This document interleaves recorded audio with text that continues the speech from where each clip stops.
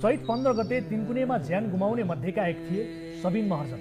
सबिनलाई गोली कसरी लागेको थियो त यस विषयको एक्सक्लुसिभ भिडियो कार्यक्रम सीधा कुरा जनतासँगलाई प्राप्त भएको छ। यहाँ प्रहरी र प्रदर्शनकारी बीच लामो दूरी देखिन्छ। कुनै झडप र हताहतको अवस्था छैन। परिस्थिति सामान्य नै छ।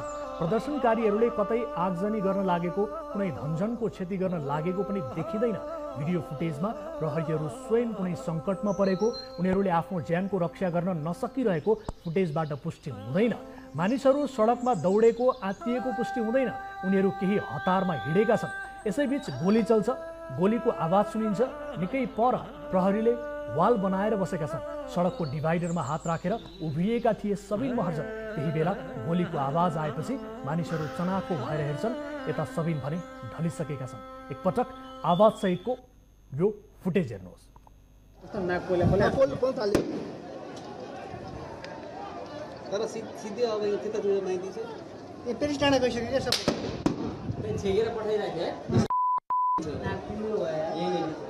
पेरिडाम गएर आगो लगाउन बेड छैन। पेरिडाम गएर आगो लगाउन बेड छैन।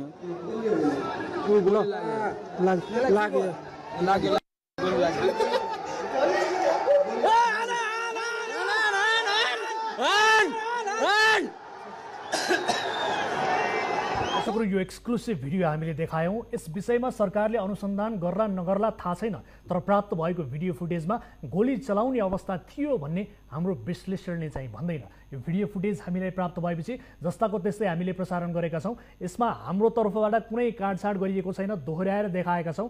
र प्रत्यक्षदर्शीले हामीलाई बताएअनुसार सबिन ढलेपछि पनि प्रहरीले उनलाई अस्पताल लैजान हतारो गरेन।